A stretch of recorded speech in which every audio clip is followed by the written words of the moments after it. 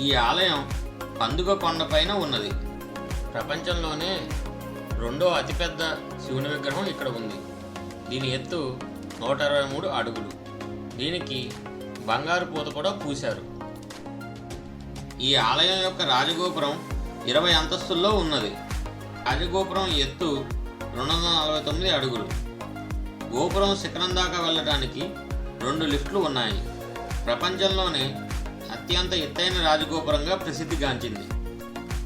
స్థానిక పురాణాల ప్రకారం ఇక్కడి శివలింగం ఆత్మలింగంలో ఒక భాగం అని స్థానికులు చెప్తూ ఉంటారు. పురాణాల ప్రకారం గణేశుడు రాముని దగ్గరకు వచ్చి గోకర్ణ సముద్రపు ఒడ్డున ఆత్మలింగాన్ని ఉంచేలా మోసగిస్తాడు. రావణుడు కోపంతో రగిలిపోతూ తన శక్తినంతటినీ ఉపయోగించి శివలింగాన్ని ధ్వంసం చేస్తాడు. దాని ఫలితంగా కొన్ని విరిగిన ముక్కలు చెల్లాచెదురుగా పడ్డాయి.